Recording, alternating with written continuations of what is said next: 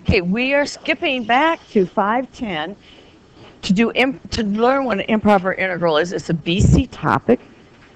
You will see them on the exam. Oh, I ran it twice? Good. I didn't think I ran it, but that's okay. Justin. Now, what we're going to do in section 8.3 is what they call an integral test. Well, we don't know how to integrate an integral that it goes off to infinity. Let's review the fundamental theorem of calculus. It's going to be an integral test. So what's this? What's the antiderivative of little f of x? So it's f of x evaluated at a and b, right?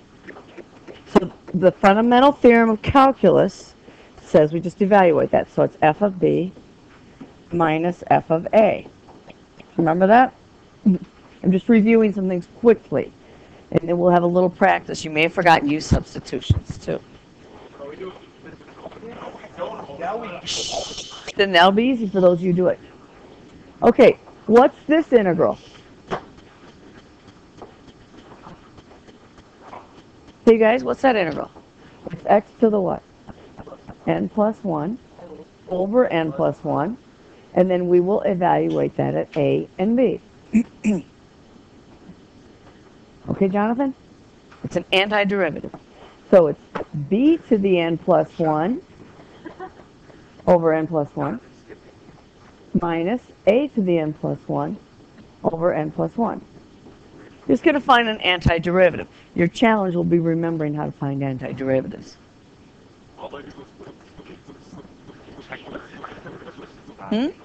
Yes. How do you know if we found the antiderivative correctly? Take the derivative. Take the derivative. Okay. So this won't take us, it shouldn't take us too long, so I should be able to get to questions. You ready? I think we should do. Yeah, you guys can. Ready? Okay. Now there are two types of improper integrals. We're only going to worry about the first type. We want to find the area under the curve starting at A and going off to infinity. Sometimes it converges and sometimes it doesn't. Depends on how fast this gets down to the x-axis. Okay? Because if this goes down to 0 fast enough, it actually converges. Let's do some problems. Yeah. Right. No, we're going to find the area under the curve starting at A, and we're going to let the x values go to infinity. So, now here's the thing. You guys don't want to write this out, but you really need to write this out correctly. Now, if it's multiple choice on the exam, they're not going to look at your work, but if it's in the free response, they are. If it's not written correctly, they probably will take points off. What we're going to do is integrate from A to some value, I'm going to call it K, of f of x dx, and then we're going to take the limit and let K go to infinity. It's going to be one of our convergence tests for series. We're going to model a sequence with a function. And then my question is, well, why, if I can integrate, why not always use the integral test? Well, I don't know how to integrate a factorial. So I'll have to have a different test for factorials. I don't use the integral test too often, but you will see this on the exam. I guarantee you will see a problem that asks you to do something like that. It's an improper integral because the upper limit is infinity. There's another type, but we're not going to worry about those today.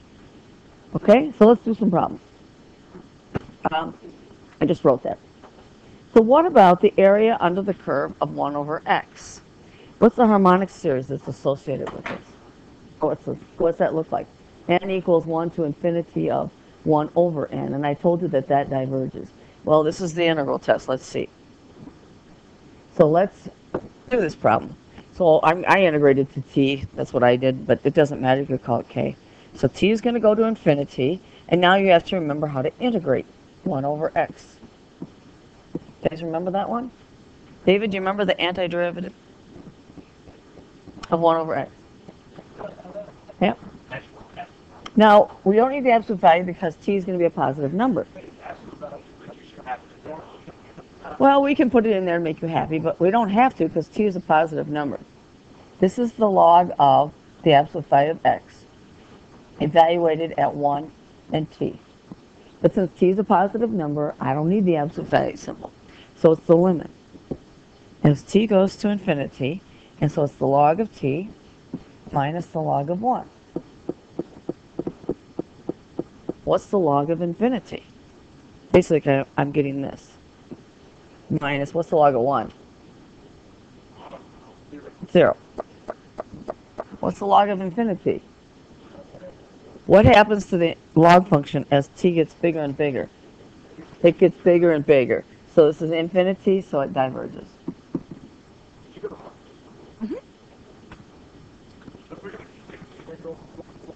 And then you take the limit. But you guys are going to be lazy. Don't be lazy. You need to write this limit in there. No, I know. 'Cause I see you guys do it all the time.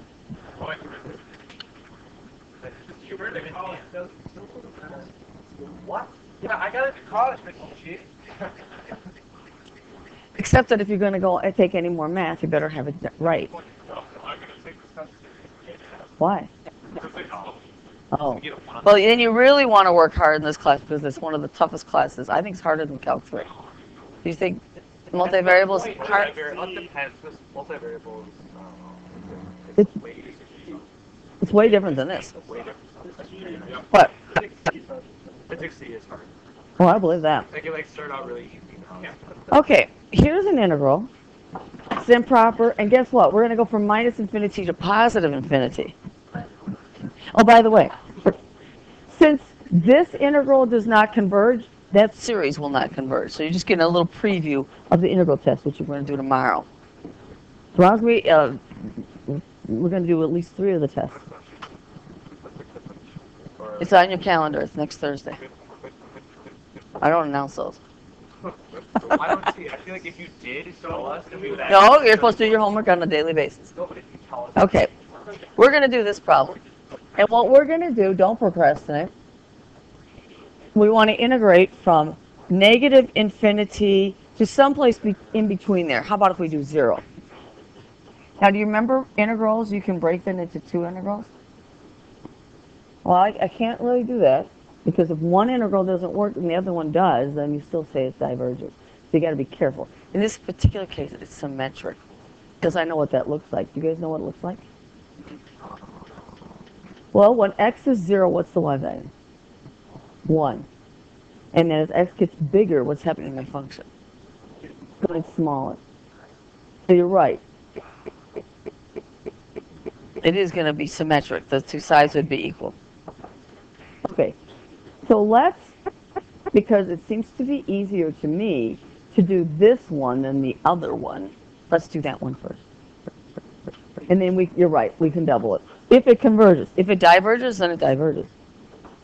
Now you know that about adding 2 series together. If one diverges, then the whole thing diverges. They both have to converge. No, I didn't talk about that. So this is the limit. We'll integrate from 0 to t of 1 over 1 plus x squared dx. And we're going to let t go to infinity. Is that okay? I don't want to leave that in infinity up there. Because my fundamental theorem says these have to be numbers. But I can take the limit. Does anybody remember what the antiderivative of 1 plus 1 over? What kind of tangent? Inverse. Now, if you remember, we did some limits of inverse tangents. No, because the fundamental theorem, if you can, but the c's will go away. And you subtract by the fundamental theorem. And I'll reteach all of that when the time comes. So it's the limit as t goes to infinity of inverse tangent of t minus inverse tangent of 0. What's the inverse tangent of 0? Well, let's look at the picture of a tangent function. Remember, I'm finding the angle whose tangent is 0. It's 0. And if you can remember what the inverse tangent function looks like, that's wonderful. I never remember it. Okay, guys? So what this is saying is I want the limit as t goes to infinity of inverse tangent of t. Here's how I think of it. I think of this as an angle, and the tangent of what angle is going to get infinitely large? Pi over 2. That's how I think of it. If you remember that the tangent function, inverse tangent function, looks like this, that's fine. And it goes like this. That's minus pi over 2. Okay? But if I think tangent's going to go up to positive infinity, that's this side, that's pi over 2.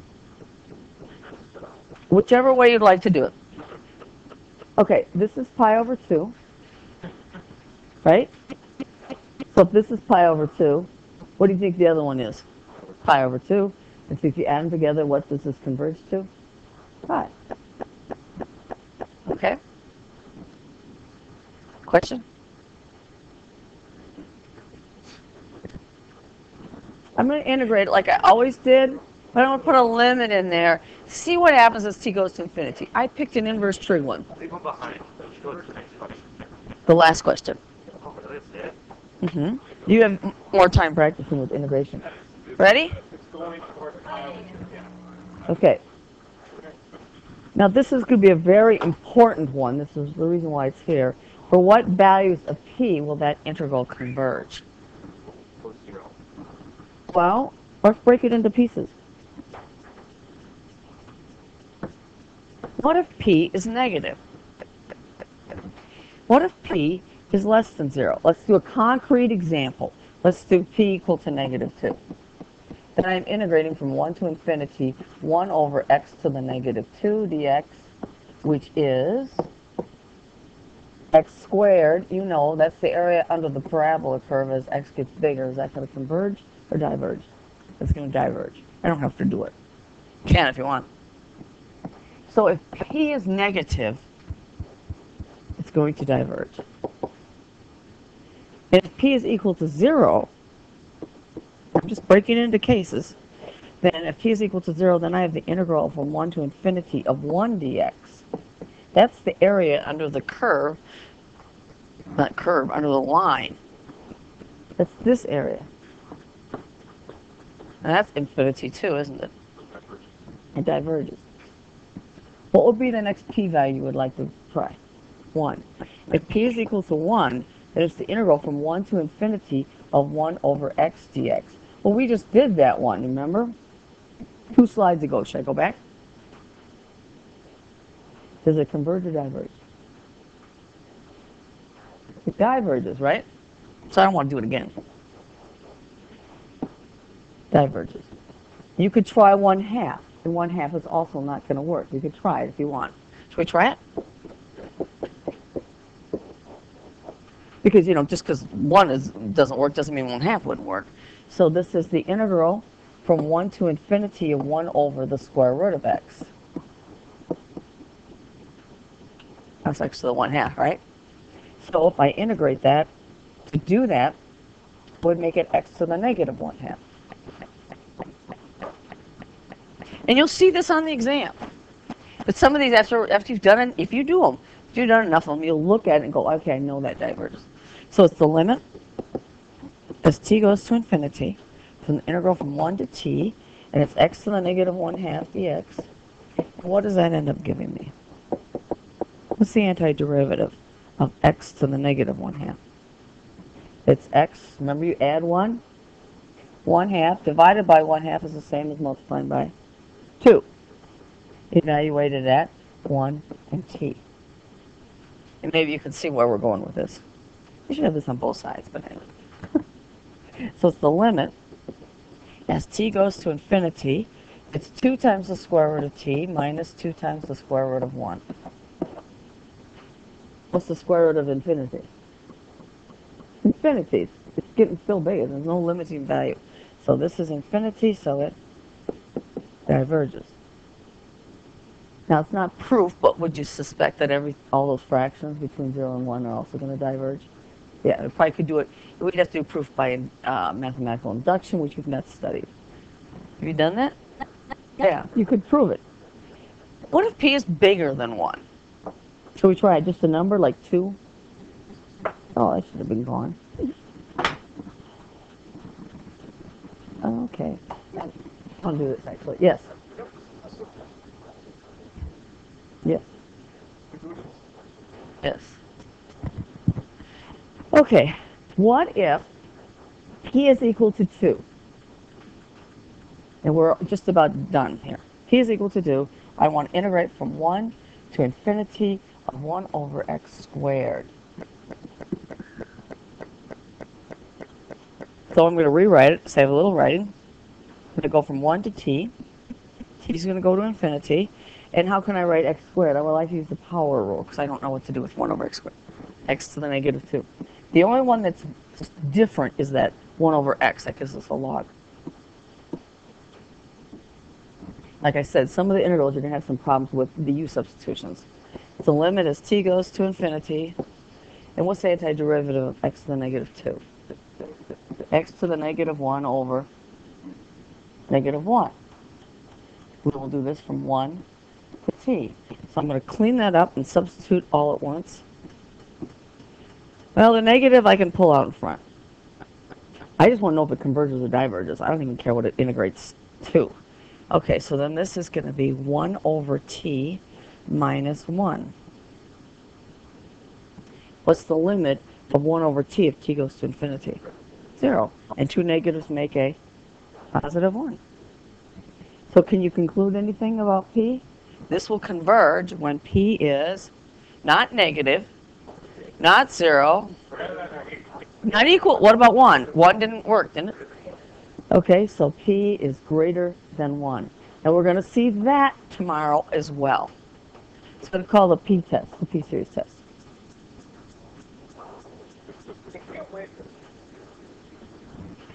Don't forget to be filling out your study guides.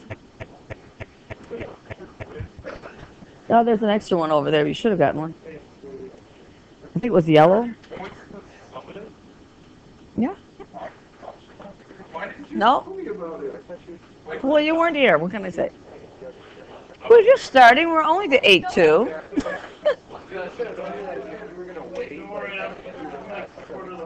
What? It's due on the test day next, whenever it is. Wait, what? Yeah, we were supposed to adjust it. We haven't done it yet. Sorry. I don't think it'll affect you. Okay. So, I don't know if you want to look at any of the problems, and you might want to save them. No, I mean out of 510. You might want to save them because we're going to come back and hit on again. There's 2 types of improper integrals. This is one. Do you want to do anything out of 510, or do you want to do questions out of 8-2? And or both?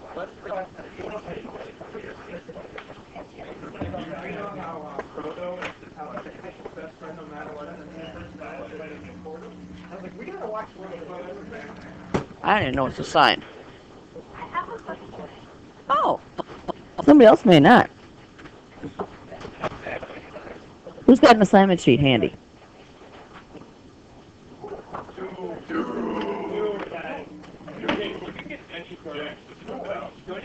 How about 13?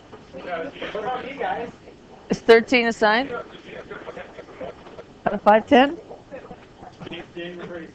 Because I have to do a U substitution.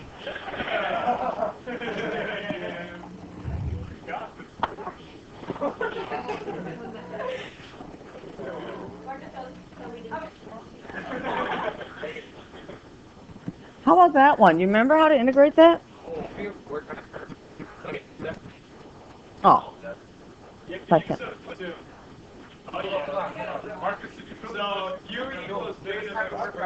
That's correct. Guys, don't throw. I don't care. Guys. Sure. Give it a try. We got the U. Remember, you have to find the DU. Do you remember that? Remember that? You take the derivative of minus x squared, negative 2x. Then don't forget the dx. Now, I'll admit that on the exam, we don't get fussy about the differentials because so many people forget them. But honestly, things don't make sense without them, especially if you're doing volume. You'll have to substitute. We can try it? Try in my head. Let's try to do that in here. What over negative or quickly okay? Hold on. Yeah. I think it's a sign, but I don't know. It would look like a good one to be a sign. Not really. I think that's better. Now in college, okay guys, in college, you'll be actually required to talk through the problem. Like we have to go. Yes, you'll be presenting problems. The professor may just call on I'm you. gonna quit college, man. I don't like that. I got into college. Dude, you're a college bound man. There are a couple ways to do this. I haven't gotten. Why don't we just slide the board? Here. Okay, I just want to make Yeah, you just slide. James, do you think this That was anger. That was pure Guys, you have anything written down? No. anger. James, where's your stuff that's written down? And why does it make me write all these out? I don't want to write all those out. What is that even telling me?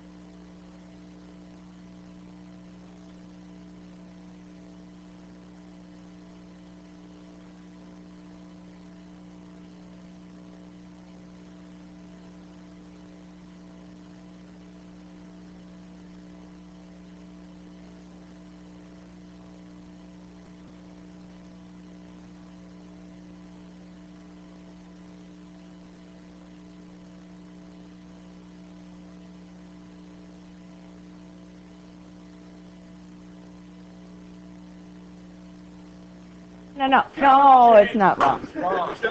No, that's what I do it too. Yeah, shh. MC, please. Asseyez-vous, s'il vous plaît. Merci beaucoup. Okay. What Justin did was he looked up here, and you guys, let's just solve this equation for dx. And so he does, and he replaces it right in there. What will happen to the x's? They'll cancel. This is one method of doing that. If you just don't know how, if you can't see what Ode could see here, then you just say, okay, let's just solve for dx, and you see the x's go.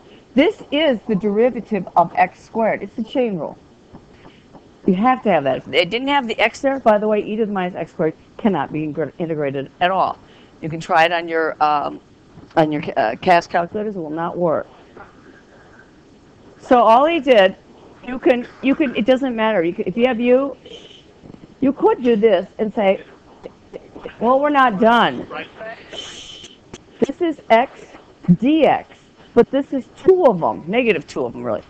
Well, I don't want a negative 2. So, you guys, what do I have to do? You have to, but I don't want to multiply by negative 2. I want to undo it. So it's going to be negative 1/2 integral of e to the u du. Now, I'm going to go from negative infinity to infinity. Oh, I hate that when I do that. Let's just break it. Let's just look at one part of this. But you should be able to see right now. Let's just integrate from 0 to infinity of e to the u du. And what we're going to do is take the limit, let t go to infinity, and we will integrate. It's a negative 1/2 we pull out, and it's 0 to t. I just have to make one little check here, du. And is that true if remember, this is a u now, not an x? Is u also going to go to infinity if x goes to infinity? Or negative infinity doesn't really matter. But it's going to be huge. So I do have to make sure, because sometimes that's going to change, which of course makes things difficult. What I could do is integrate it and then write it back the way it was, and then do the limit, which actually I prefer to do. So it's negative 1/2. The limit as t goes to infinity. And what's the antiderivative of e to the u? E to the u. And it's not, I mean, I got to be careful. It's not going to be t necessarily. Let's change the u's back to x's. What was u equal to? So it's the limit as t goes to infinity, e to the minus x squared, evaluated at 0 and t. I don't even want those there because I don't know what's happening. So it's negative 1/2, and I'm going to put t in. So it's the limit as t goes to infinity of e to the negative t squared minus e to the 0. So what's going to happen to that? What's the limit? Is it? Why do I have a negative? Was it negative? Nope, it's going to converge. Because what is this limit going to be? It's 1 over e to the t squared. That's going to go to what? 0. This denominator is going to be huge. So this is 1/2. Is this an even function or an odd function? Do you remember how to figure it out? Remember f of minus x is minus x e to the minus x squared. So it's opposite of x, e to the minus x squared, which is minus f of x. So it's odd. So if the integral of the 0 to infinity is positive 1/2, what's the area from negative infinity to 0?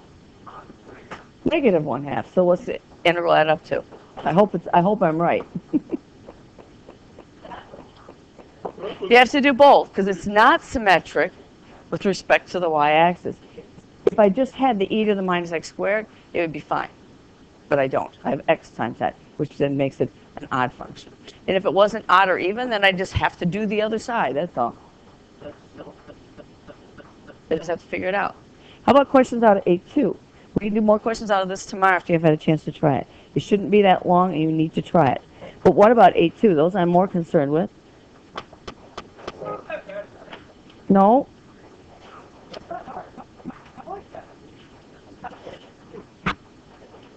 Tell me which ones bothered you. It doesn't matter what you pick.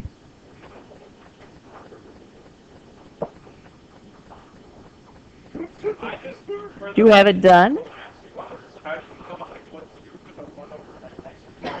Like 33 or 31?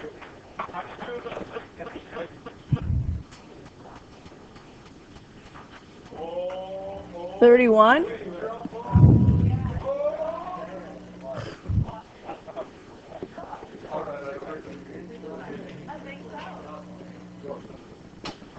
Okay, first thing I'm going to do is pull out the 2. Okay, guys. James, how am I going to do this?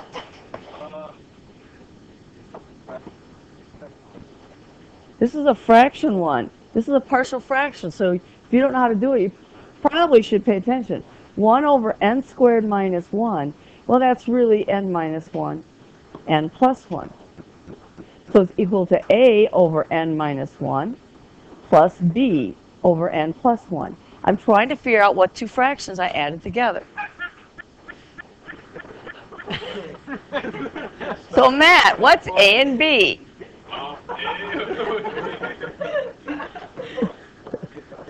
So you gotta cross multiply. Can't cross multiply because it's not a proportion. I pulled the 2 out in front. I don't want to do it. Multiply by n plus 1, n minus 1. Okay, you guys should be doing it with me if you don't know how to do this. Justin? And if you did do it, then you should be working on your assignment. I'm just going to write this out. I'm going to clear out those fractions. I don't want those fractions. Pardon? Did anybody find where this is in the book? It's not in A2. The problem is, but how to do partial fractions is not. You don't want to do partial fractions. This is the first time I've taught this. That's good. That's okay. So what do you get? 1 equals a times plus b times. Okay. Now remember, n could be any number in the appendix. Integration of rational functions by partial fraction. Okay, guys. Questions on how I got this? Yeah. A lot of them. I multiplied by the common denominator. I multiplied every term by the common denominator, so I got rid of my fractions. I got it. Shouldn't 1 over x squared minus 1 be those two multiplied by each other? I'm multiplying by this, so it goes away. You have a over n minus 1. Okay, guys, I can't hear. What? You have a over n minus 1 plus b over n plus 1. Why isn't it? I added these 2 fractions. I'm trying to figure out what I added. Now, by the way, this method only works for these types of problems. There are other ones that won't decompose this way. These are called linear factors. As long as these are all degree 1, then this works. But if I have, n cubed over here, that's not going to work. Okay? And I'd have to look up how to do those. So I'm just trying to figure out, and you can try it. Once you figure out what A is, go ahead and add and get common denominators. You'll see I'll get that these will add up to give you 1 over n squared minus 1. So are we trying to find Trying to figure out what you added. Given the result, what did you add? Okay? So now, what can n be? N could be anything you would like. What are the easiest numbers to work with? 1 and x squared. If n is equal to 1, then this b term is going to go away. And so I'm going to get 1 equals a times 2. So a is equal to a half. We already do this one time. We did something similar. What's the other one? N equals negative 1. Okay, so I have to put you someplace else. What? But remember, I factored out a 2. Guys, it doesn't matter what n is. I can get a system of equations. I'll still get a equal to 1/2.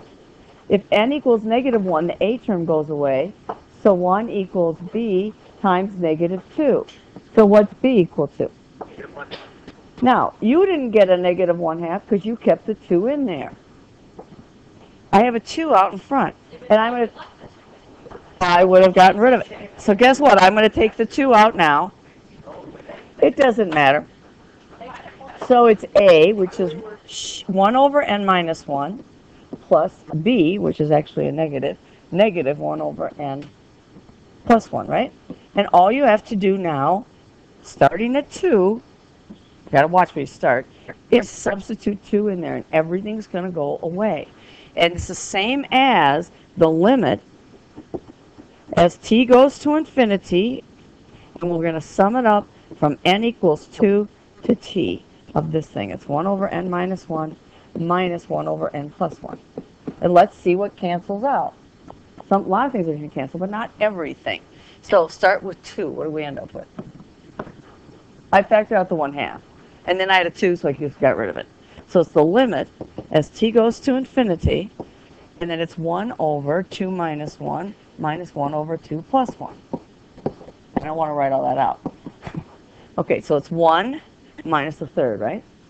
So what's the next one? N equals 3. So it's 1/2 minus 1/4. And I write out enough terms so I see what's happening. When n is equal to 4, it's 1/3, right? Minus 1/5. Plus, and you can maybe see what's happening. What's the next one? 1/4 minus 1/6. And the end ones eventually are going to be 1 over t minus 1 over t plus 1. Let's see. Yeah, that's going to go to it. It's just going to be 0, right? Pardon? Well, at the very end, what's my upper limit? It's t, right? So just substitute t in there. So it's 1 over t minus 1 minus 1 over t plus 1. There's ones before that, but I don't care. It's good enough. It's only going to go to t, and what's t going to do? Go to infinity. What's going to happen when these guys go to infinity? It's going to go to 0. So I really don't care about the end ones. If it's not 0, then it's not going to converge. Okay, so let's see what I can cancel out now. That's 1. That's 1. Doesn't go anywhere. Minus 1/3, positive 1/3. How about the 1/2? I don't see any need to go with the 1/2, do I? Minus 1/4, positive 1/4. And you can do continue. What about the 1/5? Because the next term here would be 1/5 minus 1/7, right? And so the 1/5s go. And you keep going, and eventually they're all going to go away, right? So what's left? 1 plus 1/2. So I should get 1 1/2. So, like, is it wrong if we don't put the last variables on there? Just substitute. If you do it this way, it'll work nicely. Just substitute t in and do that. Take the limit. It'll work nicely. Before I just looked at it. For the next one, it's like, skip them, then It does. You could put all of them in there, variables, like, but what will? plus, Yeah, but what's going to happen to those end ones? they're going to Go to 0. So I don't care. No. That's it. 1 1/2. Should have 3 halves. Should have 3 halves. Because of the 2. Yeah. Are there other ones you want to look at? Now, what they're going to do, now, when you see this, there's an easier way. We're going to find out what that is tomorrow. But when you see this here, and they ask you to integrate 1 over x squared minus 1, you have to do these partial fractions. Because then it's going to be the integral of, forget the limits, I don't care about this right now, it's going to be 1 over x minus 1 dx plus, no it's not plus, it's minus 1 over x plus 1 dx. So that's how you're going to see it on the exam. What is that integral? The log of absolute value of x minus 1 minus the log of, now I have to have it because I'm doing x's, x plus 1, okay, plus my c value, whatever that is. And can I write this as a single log? Yes. And that's what the answers are going to look like when you take the exam, except they're a little more complicated. It might have a 2/3 or something, who knows with it. But you can look at, no, I don't have them up there. I'll try to remember to put the exams up there. So you can look at the multiple choice. Okay? So that's why we have to know partial fractions, because there's a much easier way to do the 1 over n squared minus 1. And we'll do that tomorrow. Yes. Yeah, it's good to ask questions. How did I say what it would add up to? How did you decide to have a over n minus 1 to the other? Because I knew that this was 1 over n squared minus 1 was equal to 1 over n minus 1. Whoops. Do plus 1 minus, since I screwed it up, minus 1. It just factored to that. Yeah, and I'm saying, what did I add together to get that? You know, it's like saying I have 3/4 here. What did I add together? You know, I could have halves and a fourth. And the question is, what are these that makes 3/4?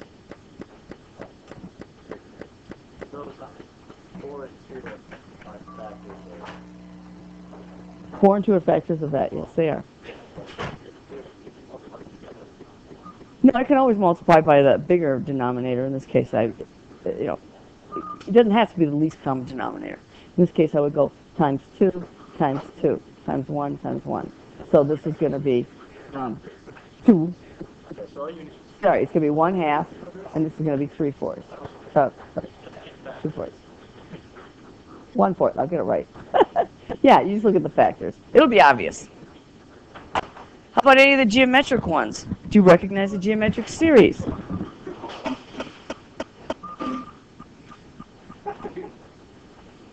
Did I assign 17?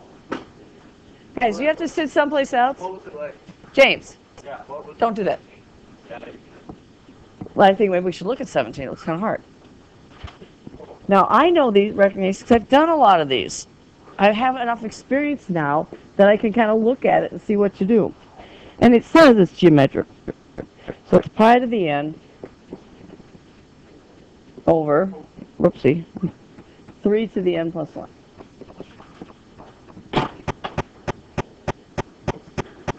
Okay. How am I going to do that, Matt? No, I'm not. I could write out the terms. It tells me it's geometric. But you know what? This is this, and this, and I've seen almost this exact problem on the exam. This is 3 to the n times 3 to the first, using properties of exponents. So we can pull the 1/3 out, because I don't care about that. And then we can rewrite this as pi over 3 to the n. Now it's clear. At least it's clear to me. This is the r. It's r to the n. R is the common ratio. And what's r equal to? Pi over 3, which is, how does that compare to 1? It's greater than 1, so this diverges. You could write them out. Okay, Jordan, you could have written them out. You could have said it's pi over 3 squared. And then it's plus pi squared over 3 cubed. Plus it's pi cubed over 3 to the 4th. Obviously that's a. What's the common ratio? I'm multiplying by pi. And here I'm multiplying by 3. If you write it out, you'll see it maybe faster. It's up to you. And then we get all the convergence tests. I got a worksheet.